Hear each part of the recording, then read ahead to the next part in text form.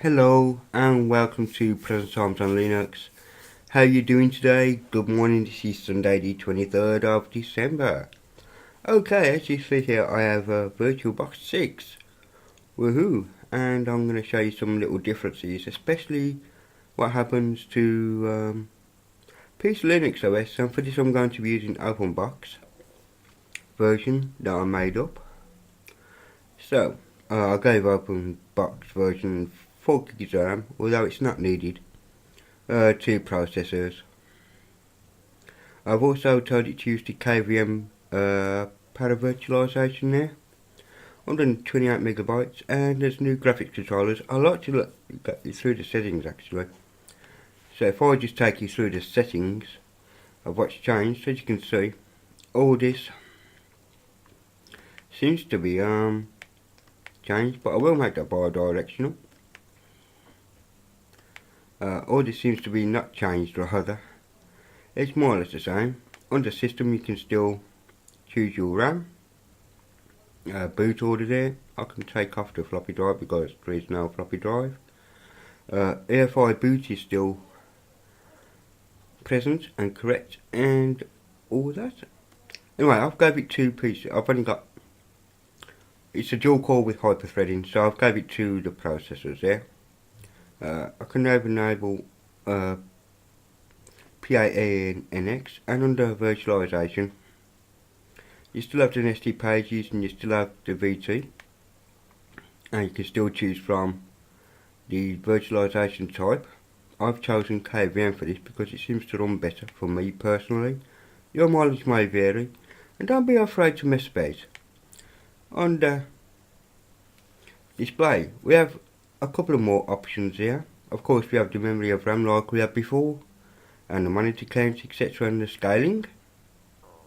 But we now have different graphics controllers. We have none, VirtualBox VGA, VM SVGA, which is actually possibly licensed from VMware, as it is the VMware SVGA driver, which is what I have chosen for this.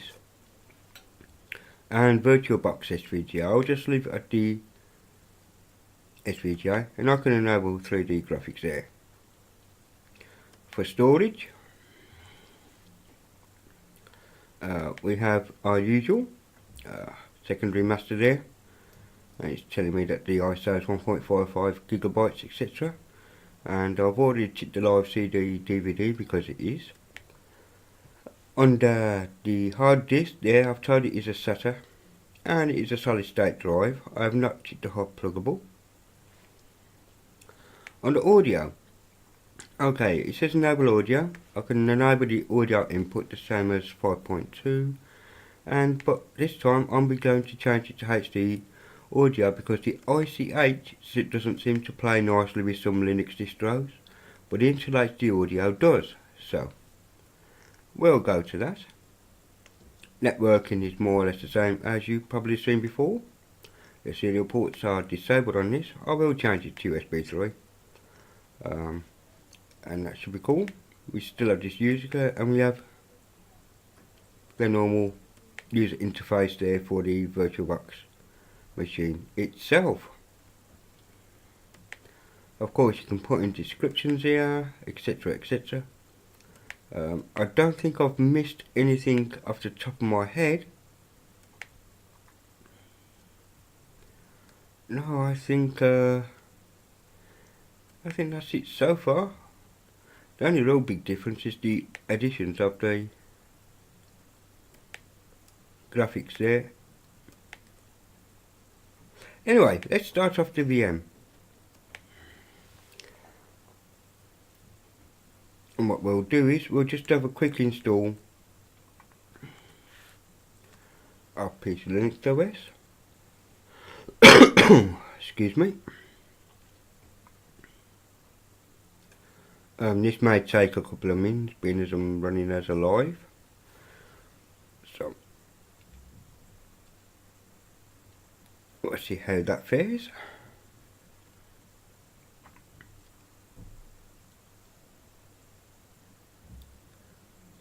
You will notice that the box does look a bit small. It's actually set to 800 by 600 for whatever reason.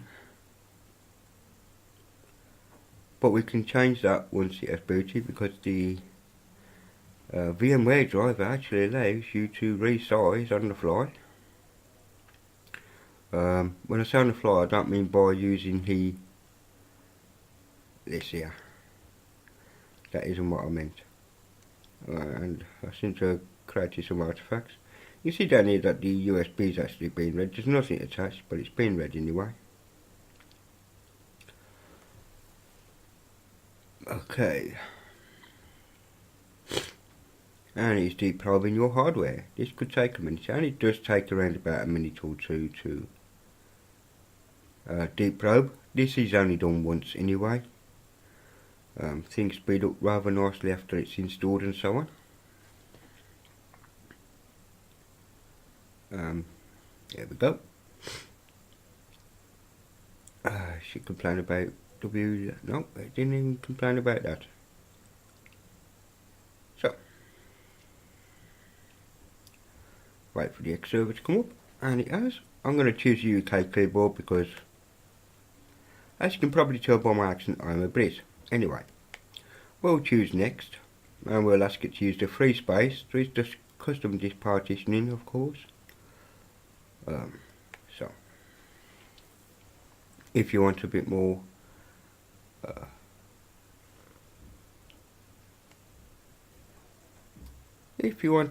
what I'm trying to tell you, customization, sounds good. If you want different partitions and all that kind of business. Okay, I will get you rid of the unused packages. This just actually removes the NVIDIA packages. And the install is going on. Okay, this is going to take a few momentos, so I will pause the video for a minute and come back to it, I think. I'll see you on the other side when the bootloader menu comes up. And welcome back. Okay, we're at the grub installer as promised. That took up a couple of minutes to do, probably 3 or 4. Didn't actually notice the start and stop times, but that's okay. Okay, boot installation is in progress, and if all goes well, which I hope,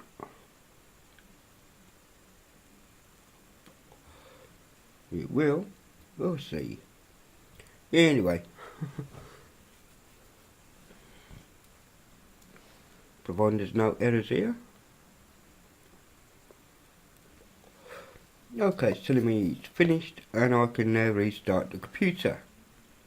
Okay, so I'll click finish, and it should automatically reboot because I used the installer rather than going straight to live mode, and it is. There we go. I press OK there, and it should reboot itself, which it has. Okay, I'm going to minimise the other one. Okay, time to boot. And this is its first boot, which may take a little time.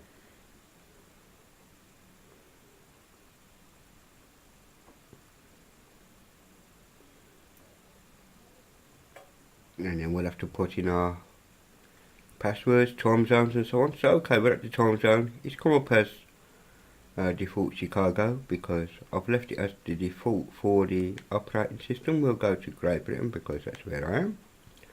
And we'll start off as UTC. Okay, I do want to make that screen bigger, and I'll show you for why soon. Okay, let's do these. Do this bit.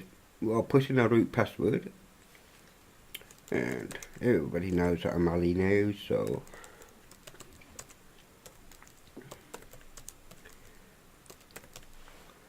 okay. And as you can see here, it doesn't say anything about username here. It's got 2 dashes. This is, I think, with the display driver right now, but that's fine. Anyway, I've clicked on my up here. I've clicked on my username there, and I will put in the password for that username. And we have OpenBox. As you can see, it is a bit small. Okay, so we'll go over to devices here, and we'll insert the guest editions image. And as you can see, it's come removable media is inserted. So we'll click OK and let it come up with the box. and then close that box, because what I want to do now is go to the terminal, and I will su to root, put in my password, and I want to go to CD media, and if I click tab it will go to the next available directory, where it's the only one there you see which is gone. And then I want to go // which tells it that I want to run something in the current directory, and I'll just do VBox L Linux editions on, and I'll let you run through this. And the reason why I've gone full screen, because unlike the previous version of VirtualBox, you have to restart the VM for it to use the kernels, to use the guest editions rather, the kernel drivers. But not in this. Once it's done building the modules, it just takes a couple of seconds there. It's one of the reasons why I gave it 4 gig of RAM, because it seems to take a little less time than we're giving it a bit smaller amount of RAM. Not to say that it's very quick. This poor i5 is getting a bit longer than the tooth for a poor Haswell. Here we go. We're starting the guest editions, and voila! Look at that. And this time I didn't have to remove the sorry, I apologise, what am I thinking here? The virtual, the XL-conf. Thank you, Ali. Yeah, I knew it would come to me eventually. So as you can see, it's redrawing itself. If I go Control F here, you can see that I'm actually at full screen. Okay. And if you haven't seen this before, this is my OpenBox that is actually on the cloud at the moment, the ISO. But these are kind of things that I've done. So if I run htop, you can see I'm only using 274 megabytes of RAM there. This is called the Secure terminal. It comes with the OpenBox install that I did. So okay, things are settling down quite nicely. I'm using basically no processor, 0.7%, 2.7 on the one. That's fine on 274 megabytes of RAM. I've also named the desktops. We have water, but we also have fire, earth and air. We'll go back to water, and you can scroll through the desktops using the mouse scroll, or you scroll on your thing. I've also got battery installed, which is a battery monitor. I have NetApplet, of course. Secure to root. I have the VirtualBox manager installed that will download the latest VirtualBox, Xterm and Xterm root. Xarchiver is for archiving, and we have AR&R, configure all computer, configure all printer. DD copy, which allows you to format and copy directly ISOs to your flash drive. gpartition, which is partitioner, and Xnet is true. Grub to Splash will allow you to change the splash screen for Grub.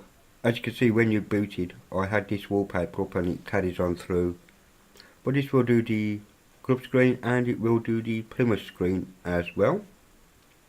Hardware information, it's just that, generates a little hardware so you can see what's in the thing. If I click on summary, you can see I'm using 2 cores of my Intel i5 4300 and 4 meg RAM. And OpenGL is the S3GA3D. No printers found, etc. But there you go. That's all this stuff that seems to be running in the VirtualBox. Then we go back here. By the way, these menus are generated automatically. There's no need to run a menu maker of any kind. I do have things like Alex appearance to change certain GTK attributes and so on, and the LXDM configurator and so on, NVIDIA. For those running on NVIDIA, you will see a new option here for NVIDIA display settings that will come up here. I'm not running NVIDIA, so it hasn't come up. These two are just there. Of course, 10.2 is the panel, and we have the 10.2 settings, and we also got XComp Manager start and settings for the composition, which I have turned off at the moment. We have GNR Compressor and Qt5 Linguist for the development tools. On the entities, again we have tuning, and we have LeafPad, which is the XDE notepad kind of tool, and very nice it is too. We have Bleach Split and Bleach Fit Root, and you notice some of the icons are missing. I am going to get round to that. We have the desktop preferences, and we've got PCF Man and root version of PCF Man for those.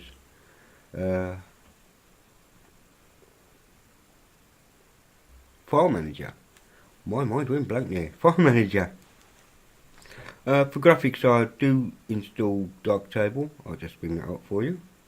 There you go. There's Darktable in all of its glory. Let me go back to applications. On the graphics, we have the GIMP and a GIMP Splasher. GIMP Splasher allows you to change the GIMP splash screen. On the internet, we have an advert blocker, which isn't activated by default. It's up to you whether you want to use it or not. But what the advert blocker does, it will download a list of IP addresses. Well, it reroutes the IP addresses to 0.0.0 to your host fault and etc. We have Firefox and we have the Network Center. In Office, we have the Libreoffice Messenger. Again, LibreOffice isn't installed on this. I wanted to keep the ISO quite small, but if you want the LibreOffice install, you click that. But first, you would want to update the system. And the same for VirtualBox Manager. VirtualBox isn't installed by default, but the installer script is under the Software Center, along with Synaptic and the localizations. On the same, we have Audacity, Guitarix. I did try to make it a bit more different than usual, LMMS, so you can do all the nice stuff that you can usually do, vocal screen. I may change that soon to a simple screen recorder in a next ISO, in future ISOs. On the video, we have Caden Live, of course, OBS, because I'm a YouTuber, I do install that by default. Anyway, that's a quick look around.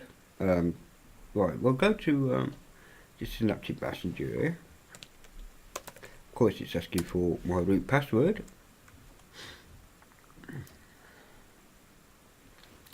And this is the warning. It says software install packages. It is a good idea to read this if you are not familiar with Synaptic, but I will take you through it anyway. It's very simple. It's pretty much the same on all distros that use the Synaptic Messenger, mainly the Debian ones. This is not Debian based, it's actually an independent, and it doesn't use dev files, it uses RPM. So it uses apt for RPM. Let me make this a bit bigger for you. Okay, I will reload the package information there.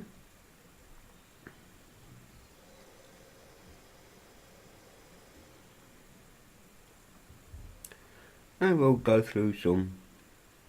It tells me here I have some installable stuff.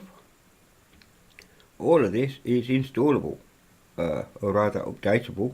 These are the updates so far. A new repository. These are all the stuff that has been thingy. And we have kernel 19.12. Now, only the other day we have kernel 19.11. Never got kernel 19.12. Those devs are working away.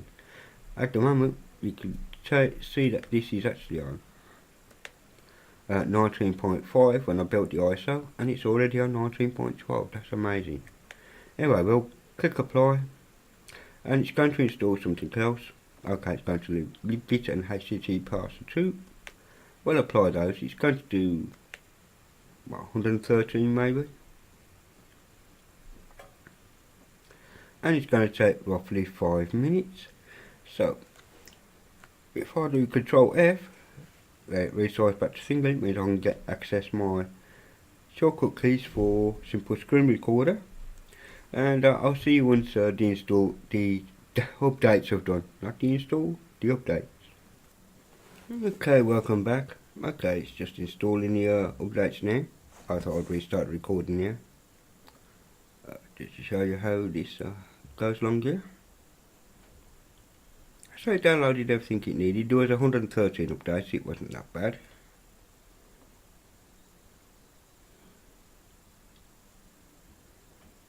A lot of Qt stuff going over, Qt5, which is the Plasma desktop of course. This is because I have Kden Live installed, which has just been updated. Gimp's also been updated and Firefox has also been updated. So this is good news.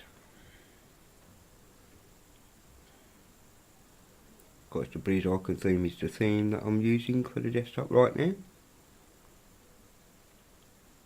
And I think that should be the last one to do. It's still writing to disk, as you can probably see by the little red icon by the hard disk down the bottom corner of the VirtualBox here. This here. So we'll let that carry on. Other thing I didn't mention is I gave it 18 gigabytes for the hard disk space. It doesn't really need that size of course, but I'd like to experiment with some things sometimes and do install a lot of packages to see how it copes and all that. Okay, that's that done. Now what I want to do now is install the later kernel. So you can see how the kernel gets installed. Okay, if I click show progress. This is going to take just over a minute according to this. I don't have the fastest internet connection. These aren't faster internet connections or using them better local to yourself. Well, fly of course, but my internet sucks for speed. And I hope everybody's got their Christmas stuff all out the way by now. Unless you're male, of course. And yes, that is a sexist remark, I know, but it's Christmas. And we know that we'll be still shopping tomorrow. For last minute things that we forgot. Oh no, we forgot to buy the wife something. You just know that's happened.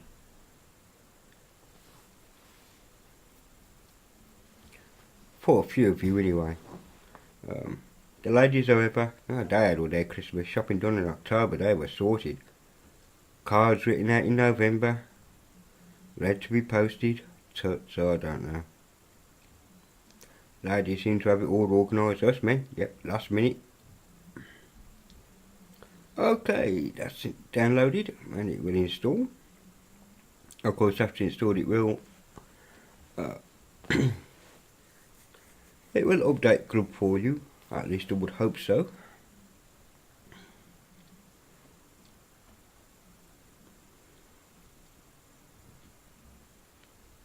The kernel devel tools always get updated, as you can see.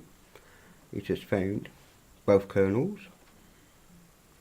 So I can click done on that. I'll just let that scroll along there. And close, and I will reboot the VM. I was going down for a start menu there, I'm so used to my own thing, but I will reboot the VM.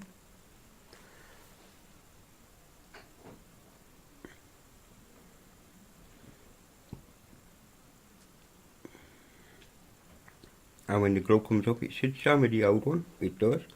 So up twice for the new one, and let's see how this boots. Now I may have some declare mesh stuff still in the ISO deinstall, in which case I will click escape here if I can, unless it's frozen of course, which may be the case in some cases for reasons I do not understand.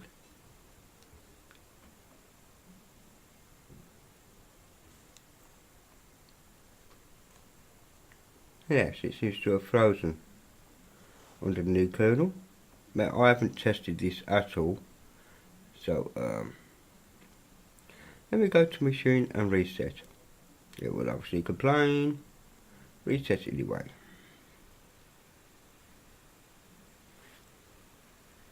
and I will try again.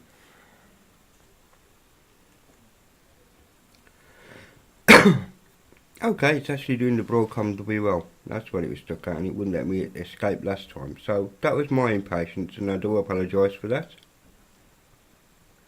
To speed up for when we do kernels next time, if you do come across any, and I will show you how to do that in a moment, come across any kind of hardware that is not installed on your machine, and you know hardware is inside your machine, you can access that by the hardware stuff, and it could tell you what kernels, modules are being used, etc. I'll show you how to do that as well. As you can see, the NVIDIA kernels, I had 3 installed, but they're not actually set to auto install anymore. They got removed during the install process. And I did install the Rylink 8168 drive for those Wi-Fi aficionados that have the Rylink, that need the Rylink driver.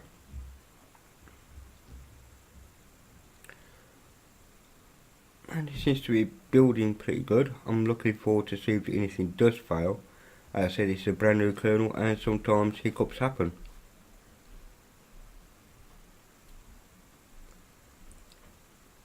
Such is life, I guess.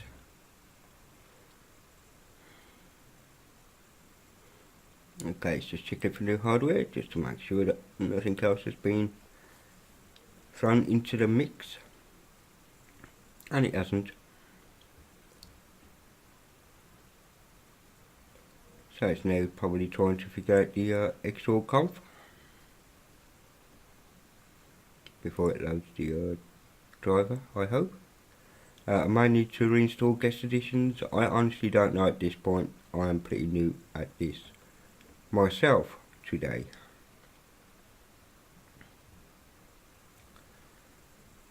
There we go. Log myself in.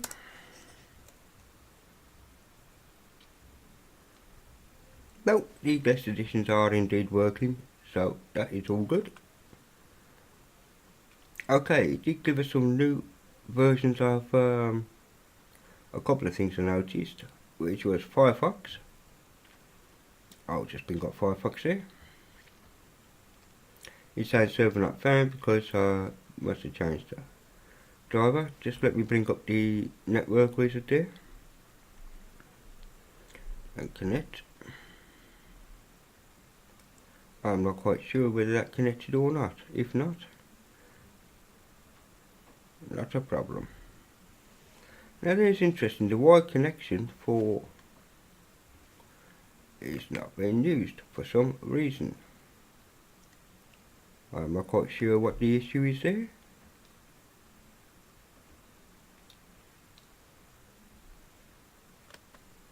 Let's bring up the monitor. It says no address assigned. No, we'll try and reconnect it, but no. Maybe if I reboot, see if that helps, because sometimes it does.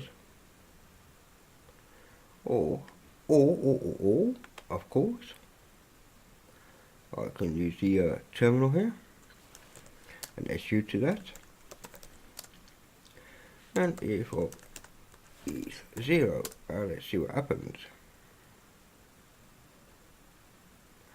And it's complaining about cyclo flags. Okay. Let's reboot and see what the problem is there. Now, this will be annoying if this was on your production machine, that is for sure, and it's something that I'll have to soon to get fixed.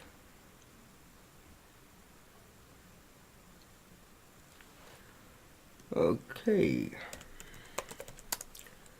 Let's see if we have network now.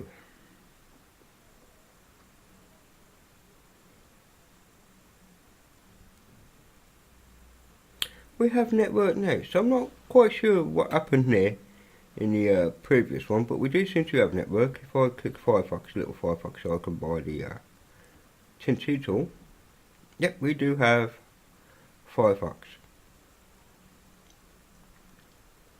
And as you probably saw during the updates, We are running for 46.0, but it's 46.0.1 and it is up to date. It's quite happy with that. And it's using the default update channel. Okay. Let me close that. Okay, other stuff that we got installed. I'm still puzzled about why it decided to do what it did. We have GIMP. Okay, it said GIMP had been updated. So let's have a look at GIMP. Oh, excuse me.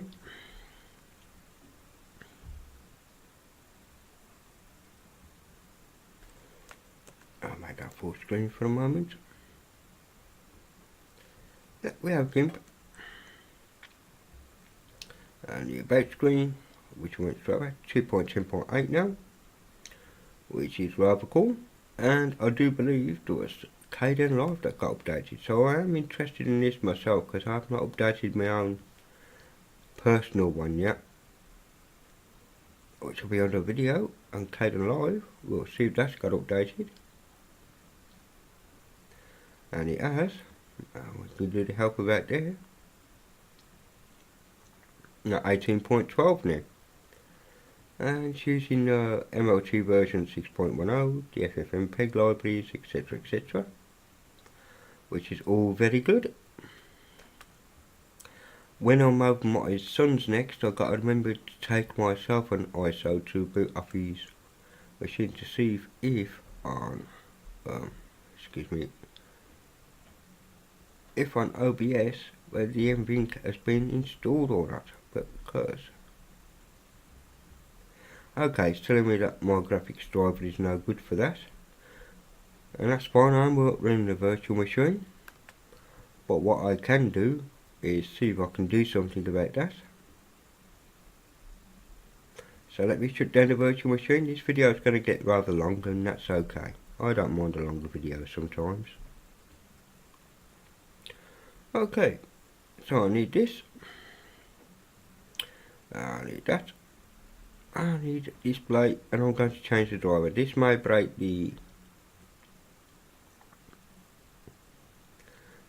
my X server, but we'll have some fun, why not? Let's see if we can do something here. I will leave it on a 19.12 for now.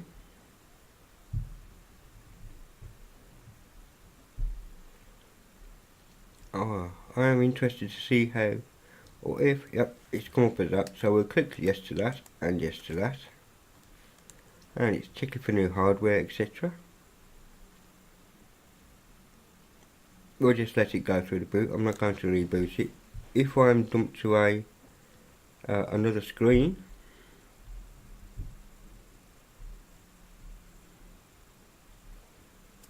okay, it says the system has to be rebooted. Okay, so we'll allow it to do that. Actually, I'm not quite sure what it's doing now, apart from giving me a blinking cursor.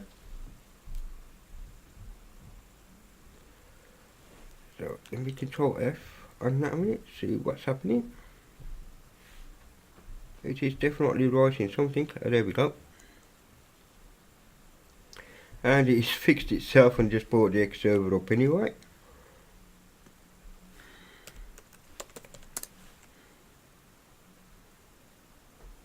And I'm not sure whether the screen's going to resize, but that's fine if it doesn't. Nope, not today, Josephine. Okay, let me see PPCs. Going to run for me. And it is. If we go to hardware, and this is how you can look through the hardware. By the way, to see what drivers are installed, etc. To see if you need any of those DKMS, which I promised to show you. As you can see, I have SRO and so on and so forth, USB ports, process, mouse. So you can look amongst these. And the ones you'll be looking for is the Ethernet card for the Wi-Fi, of course. And if you do have a link, it will tell you down here where it says the modules. That's how you can tell, without even touching the command line. so that's all good. Let me see if I can change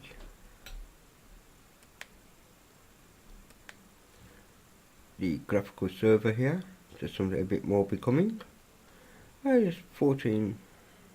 I have a 1080 screen, so I can't go over that. And maybe if I go to, oops, excuse me, or that, when it lets me, yeah, okay, there we are. I'm looking for 1920 by 1080, of course, because that is the resolution of my screen. And do I want to click these changes? Yes. And it says I need to reboot, but I don't actually need to reboot. I'm going to cheat in a moment. And how I'm going to cheat, I will show you. I will go to a terminal here, and the command is service, oops, I need to be root, of course, service dm stop. This will drop you straight to a TTY prompt, the first one, which it has. I will lock in as root, and I will start the X server, service dm start, and let's see if that has actually brought me to a new. I don't think it has worked, but there we go, we'll see. No, it's definitely not happy. Well, let's see if we have. I could always reinstall the guest editions again, I guess, because I did change the English. Okay, OBS is working on that now. It was a graphical driver, but you can see we do have OBS running, and it's 22.0.1. I need to move that over, and that is fine. So if I go down to enter devices and insert guest editions, guest editions must be already installed, so bear with me while I go to the file manager here. It is indeed, and it is mounted. I'll just reinstall the guest edition, see if that works on this VirtualBox driver. I'm interested to know myself now. Oops, I forgot to put forward this slash there.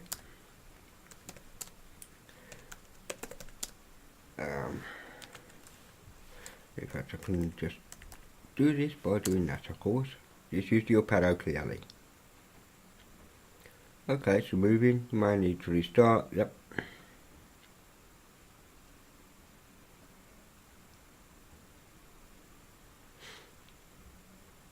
And my hard drive is a bit of a flutter at the moment.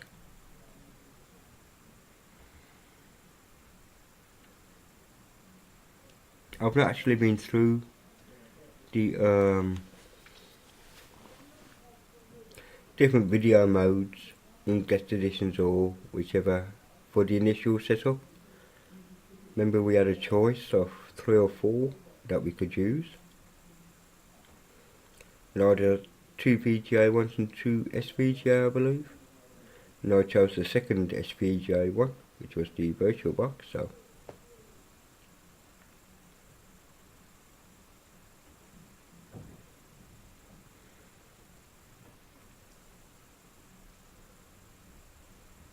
okay, it says it's starting. Let's see if we can get a resize of the guest here. No, it seems not. So it seems to work on the VMware version, but not on the VirtualBox version, which is kind of strange, don't you think? Okay, let me halt the VM.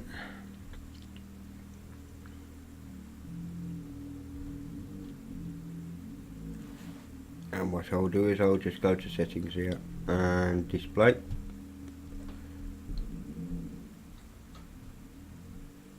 Choice of 3, I wasn't far off. I'll just start that.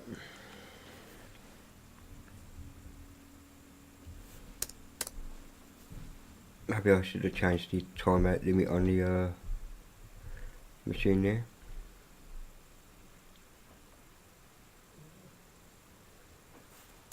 Yeah, because the XOR conf has changed,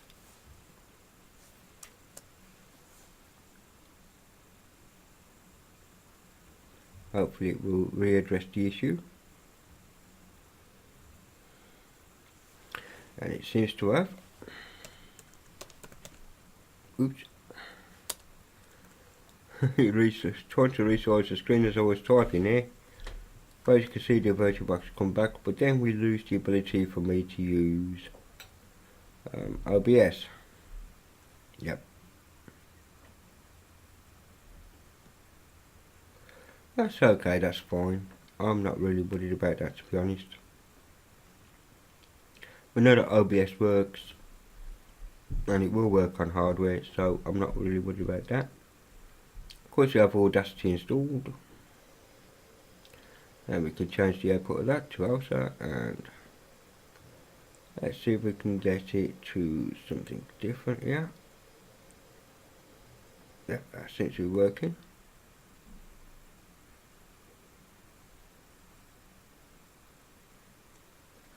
For some reason it didn't pick up pulse audio, but I know it does on real hardware, so I'm not really worried about that. Let's see if we can do the transparent shadows. The boy just saw a flicker of the screen there. Yeah, that seems to be working as well.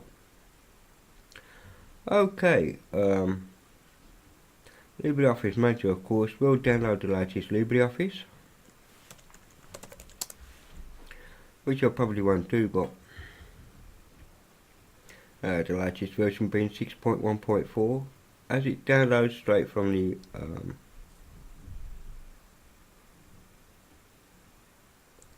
LibreOffice itself. Of course, you can change languages here, but you can only download one language at a time, I'm afraid, at the moment.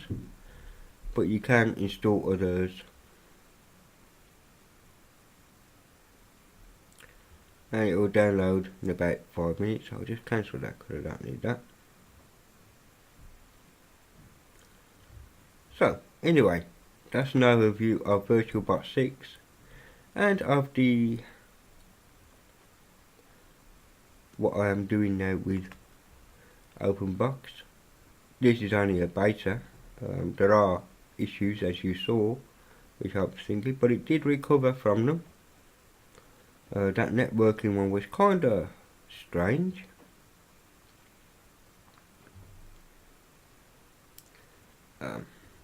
It was actually kinda strange. So, there we go, you see. Actually, I should have that pre-production on clubs. Let me try that again. As I said, there are little things here that I do have to do. That was my fault. I hit cancel instead of OK. Let me go to Breeze Dark. There we go. And we have Breeze Dark. That should help with the look and feel of other GTK applications. I'm not quite sure whether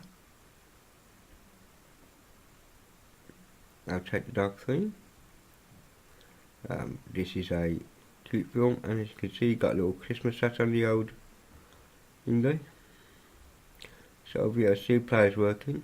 If I go to help and about, you'll probably see that it is quite a late one, a Venitari 3.0.4. I'm not sure if that's been updated since on the VLC website. VirtualBox Messenger, again that's just something simple for VirtualBox. As you see, it contains a non-OSE edition,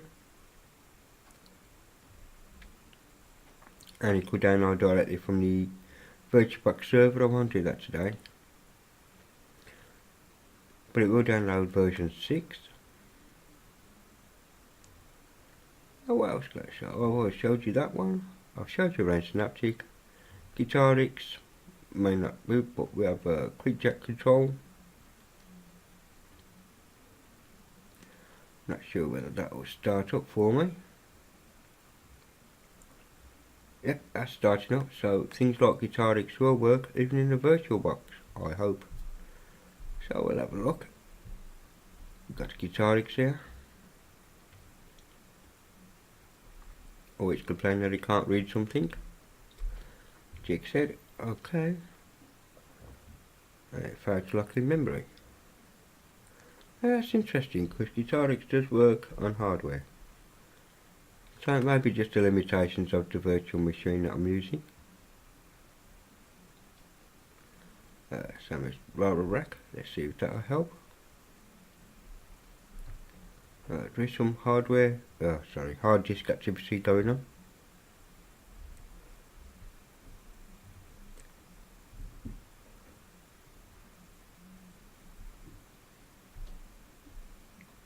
Maybe it's just been the VM. Let me just try something there. Yeah, let's quit it. Thank you. Okay, let's quit the VM. By shutting it down. We'll give it a graceful shutdown, shall we?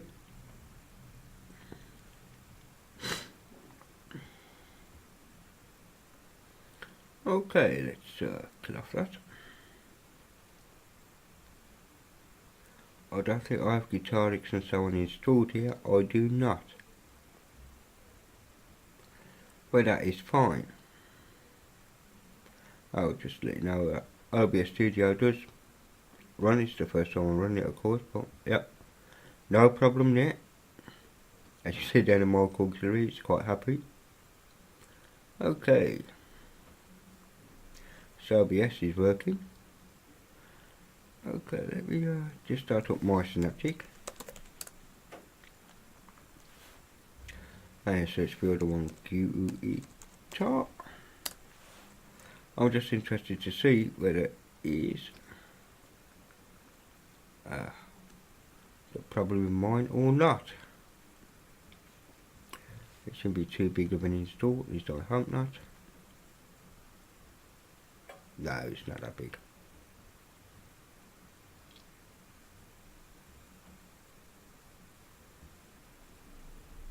Okay, I'm going to expect it. Oh, and there's Guitarix there. So I can install that as well while I'm here. Of course, it's jack capture as well. I haven't got a jack server running at the moment, but I'll plan to have just in a second. And Guitarix is quite a big install. Excuse me, I do still have a cold, and it's driving me nuts. But Guitarix is quite big at 40.6. While it's doing that though, oh, I can't do anything yet. Yes, I can. I do have Jack QTL here. I'm hoping it will start fine, and it isn't because I forgot to do something. Of course I did, because I'm an idiot.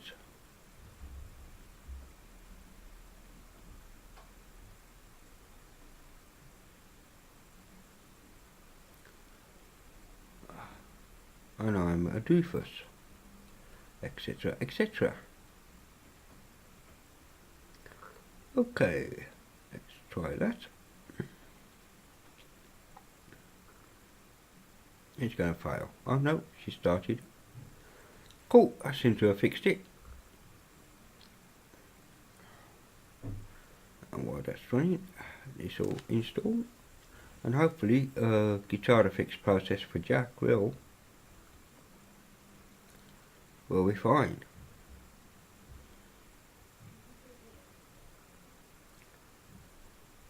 Okay, let me close that. I'll just have to wait for the menus to get updated. I can tell that by this Google Chrome icon down here, and the two up on the left hand side. I'm hoping that gets fixed with future editions of Trinity. Okay, we should be back to where we are. Cool. So let me go to multimedia, and we should find, if we don't find Guitarix here, which we do, we can load up. This is virtual account memory, but that's the amp. I knew it would work. Okay, extended problem, marvelous computer. So that's Guitarix, and the other one, oh, let me click OK on that, was Rack Attack, wasn't it, or something similar called, which is a fine piece of there we are, Rack. This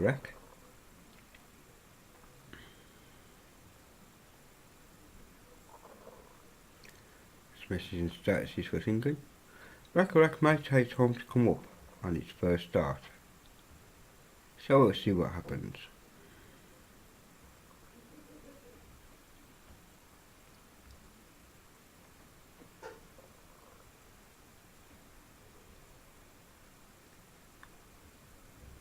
And maybe nothing will. So I think we may have a problem with Rack on my machine. Which is a shame because it did work on OpenBox normally. Actually, I think I'm going to change my desktop to OpenBox because I quite like OpenBox. I do like my Trinity as well. But it would get me more involved into what's going on with this. People have found some quite good. Anyway, I'm going to leave that there for now.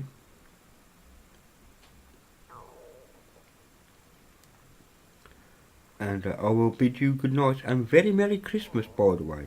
Very Merry Christmas and have a wonderful New Year. I will see you after the New Year, I hope. I'll possibly do a video between Christmas and New Year. I am not sure yet.